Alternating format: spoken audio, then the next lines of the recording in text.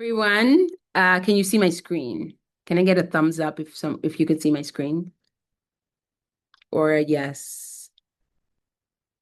Yep, we see it. Okay, wonderful. Great. Okay, wonderful. Okay, welcome everyone. If you're here on the call or listening to the recording, we are talking about our quarterly update, our investor update for Grove Parkview. And we're talking about kind of how it's doing and how it's going. And we have been managing this asset for 12 months, which I think is wonderful. And it's great success. And I'm excited for it. And you should be too. So we bought Grove a year ago. We acquired it just around 12 months under management now, and it's performing on plan. We did acquire it in March, so we are at really at the quarter, we're at 13 months, but everything is going well. Our hold plan is 5 years. And so we are in year two of it. So we are starting the beginning of year two, and we're really excited about it. So what in the last 12 months, what has happened in the property? That's exactly what I want to talk about. I'll hit on Q1, but I think let's look at it from like a 12-month perspective. We acquired it again March 1st, 2025 at a five going in cap rate of 5%. And in the last 12 months, our net operating income. So I always talk about net operating income, but when you think about it, it's when the income comes in and all the expenses go out, what you're left with is your net operating income. So in the last 12 months, we have had a net operating income of 2.4 million. And for Q1 of 2026, our net operating income was a little under 600,000. Current occupancy is at 96%, and we are kind of operating at where we need to be with our goal to get to our 5-year plan. So what we underwrote, so remember in the beginning when I met with a lot of you about the assumptions that we made on the deal, where are we based on those assumptions in real life? That's kind of where are we tracking on our thesis? And I would say that we're on plan. And I'll show you a breakdown of what those numbers look like because I think that it's very important. We're still distributing, and that's coming on a cadence of every quarter. So that's doing well. And one of the things that was really exciting for us is that we were rated Best Apartment Complex 2026. And so that's really exciting. That means that people love it. Our occupancy is growing. We're really excited to be in the area. And as we acquire more, right, this is kind of proof that what we're doing is working. And we're holding, the plan is again, right, hold it for 5 years. So we're in year two. So the plan is to plan to sell 2029 into 2030. That is our plan right now. And we're targeting 6% preferred return. And whatever we don't give, we will catch up. So kind of this is what I was talking about, top line where we are.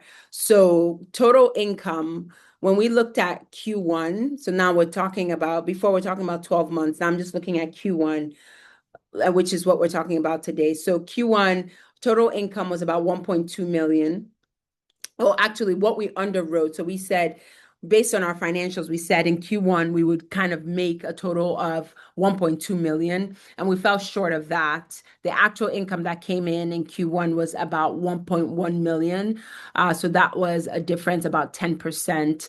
Our operating expenses, we underwrote for about 592,000, and we actually came short of that, which is a good thing, at about 559,000. So our expenses, one of the things we were planning on doing is really like trim down our expenses. And so we're doing really well with that. But the difference, in our net operating income was about negative 14%. So we're 14% less than we said we were going to than what we projected in our underwriting. And a little bit of that I will tell you is some factors that I think is important for you to know as to why that happens is because we changed management, and this is a great thing, right? When we first acquired the property, within the first 3 to 4 months, or actually, they're more like 4 to 5 months. We were using a management company that initially was small and boutique, but got bought over. And so they weren't as effective in taking care of our property. So some of our, kind of some of what we were doing, some of the work on the property started to decline. And we very quickly noticed that and we made a change. And since we've made that change, things have gone in a way better direction. We love our new property management team. They are on site. They are very attentive. They are very quick to make decisions to move us in the right direction. And we can see that, especially with our operating expenses going down. But so I suspect that in no time we will meet our projected net operating income. But another thing also that has kind of affected us negatively is, and this is also changing, is the Atlanta market. So right now, we are I want to explain this as well as I can. So we haven't started all our renovations. We plan to start it. We initially were going to start at year one, but now we moved and pivoted to start at year two. So that has also decreased. That's also a reason why our net operating income projection was less now, or actual was less. And the reason why is because a lot of rent growth. We haven't had as much rent growth, so organic rent growth. So rent going from, let's just say 1,200 to maybe 1,400, whatever that looks like. We haven't had as much organic rent growth in the Atlanta MSA. And that's just because of a lot of project that was coming to market. So a lot of new apartments, but that has since stopped. And so that number has declined significantly. So within the next 6 months to a year, right, we're going to see that organic rent growth go up. But what that means is that we can start renovations, which is a really good thing for us. So our actual net operating income is going to start going up in the right direction. But that's something that I wanted you guys to know very specifically, because I think that is a reason kind of why we didn't meet our numbers. But I think it's something that the things that we already have in place and we plan to continue to execute on. And so that's what this looks like. I think this is very important. This is a very important table for you to look at. And we will continue to compare what we're doing quarter on quarter and year on year, just to make sure that we are on track, and just to make sure that we're transparent with what we're doing. And so this is 12 months of operation. This is exactly what that looks like. Some months we've done better than other months, but we are really on track, especially in the last few months. We've continued to just steady our net operating income. So that's what's left after expenses are paid out. We're really on track with our thesis, where we're going, and I know that will continue to increase.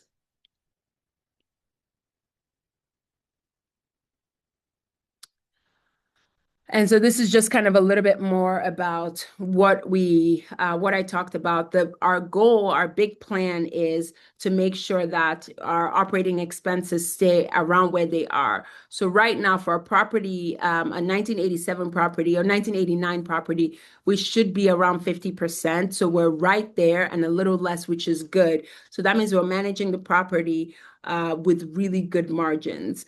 But these are kind of some of the numbers that I've gone through, but our occupancy is doing really well. We're at 96% occupancy, which just shows that there's demand for what we have to offer. And one of the things that we're doing really well with this is our revenue kind of management, right? So we're using a software that really helps us on a day-to-day track where our occupancy is. And so if occupancy declines at all, we have metrics in place to help bring occupancy back, like maybe on a certain properties, we'll do a little bit of concession, right? So that we can get rents back up, so we can get occupancy back up. But those are kind of some of the things in place that we are doing. So I wanted to talk to you a little bit about this because I think it's really important to know where capital is going. And so this is just a breakdown of the idea of alignment and making sure that your capital is aligned with what we're doing, especially us as the general partners. And so there's a 3-tier waterfall, which is what we use, right? The first is the 6% preferred return, and that's given to you as an investor first. And so, and even if we don't meet the 6%, which we haven't met it yet, it carries over. And so you will get that. But before we get anything, right, you get that 6%. And for the Class A investors who are not going to share in the upside, right? Their hurdle's 10%. So that's where they're getting. And as soon as we hit that, the split is 80-20. 80% goes to you as the investor and 20% comes to us. There's not a catch up. So we don't try to catch up to the 6% before we hit the 20. You just get the 6% and then we split whatever is left. So that's really important for you to know before any promote, before Phoenix gets any promote, all of that comes to you first. So that's kind of one of the big things that I wanted to make sure that you're aligned with. And we are at 6%, right? That's our goal.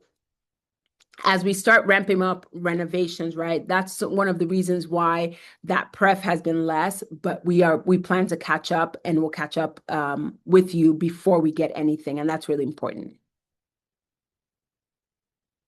So we're year 2, right? We just started year 2, but the goal of any good property is to always be thinking about the end in mind. So what does that look like, right? Our plan, again, is to sell 2029, 2030. That is our exit window. And so we are on track right now to make sure that we sell at that time. And the big thing about it is, again, that net operating income, and making sure that what we assumed is really what our actual numbers are. And a part of it is operating it really tight. So one of the things that we really are going to be heavy doing this year is our value add program. So really going in, and we've started, and I think I updated in one of our newsletters, we recently just we started our studio conversions, and this is something big that we talked about, and it's doing really well. And so we're going to continue to push that. We've done 3 with the plan to continue to upgrade all the studios. That we have a certain number of studios and the plan is to convert them. So that's the biggest thing. So when we think about positioning for exit, right, the value add program is the most important thing. And then operating it, really operating it efficiently. And by that is looking at insurance, looking at payroll, looking at property taxes. One of the things we recently did at this property is that we decreased staffing. So we realized that we were overstaffed.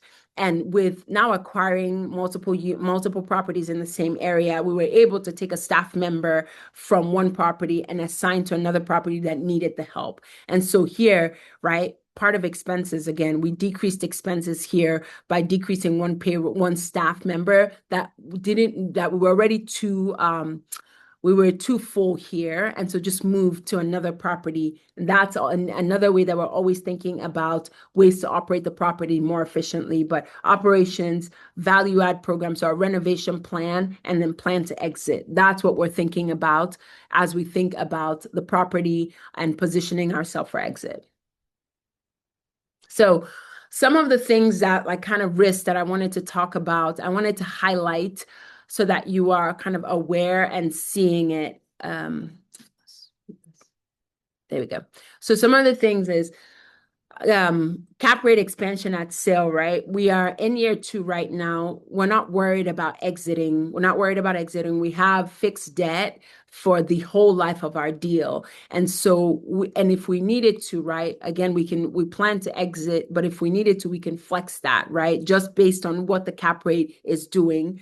But the thing is, we have time on our side. We have a lot of time on our side as we continue to manage the property and see how the market does. But the market is ready to turn. That, like I said, there's no new supply coming to the market, right? And so what we have is going to now become more in demand. So there will be organic rent growth, and that's what we're really excited about. And I think I'll hit on that in point 3.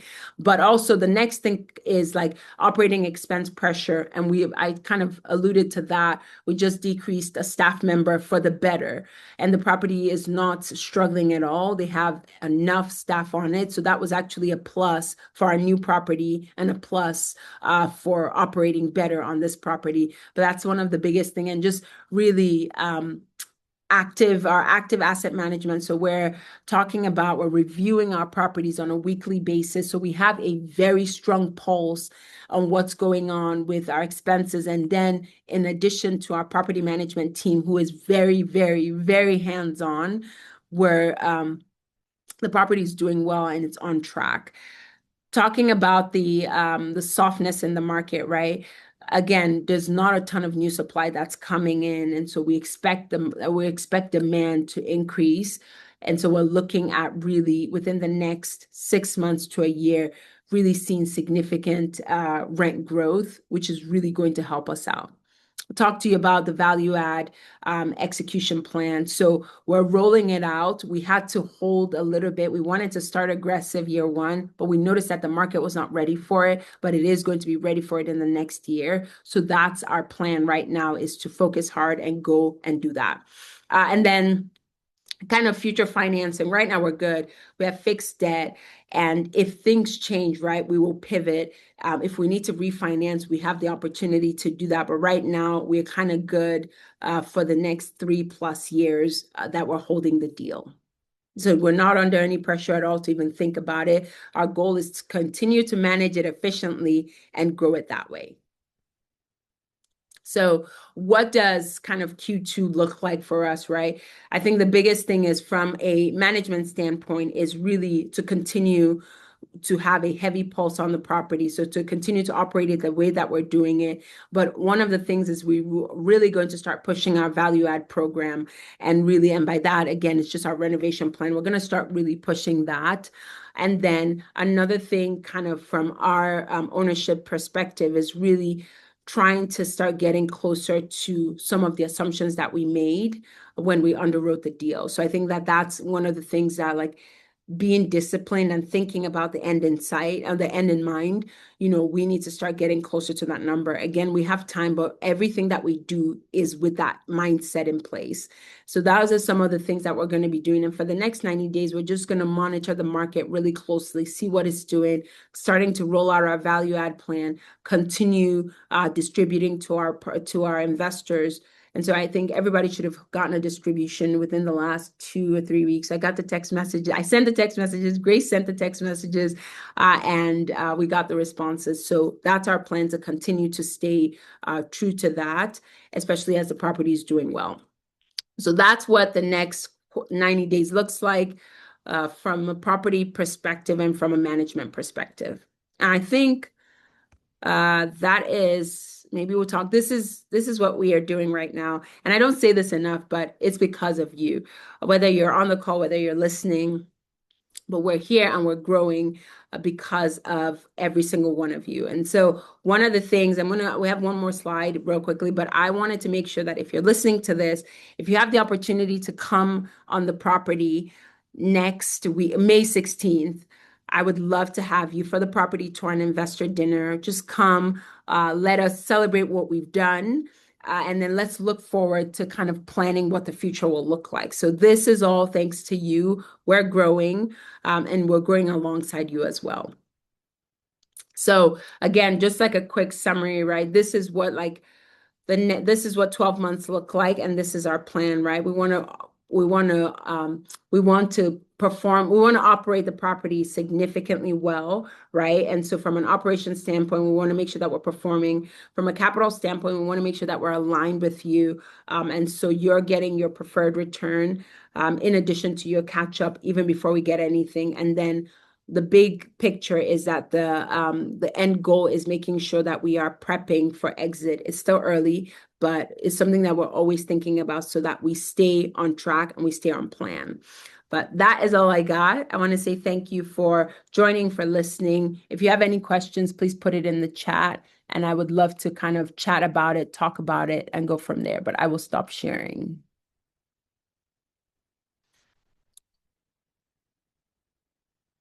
Hi, Ify, how you doing?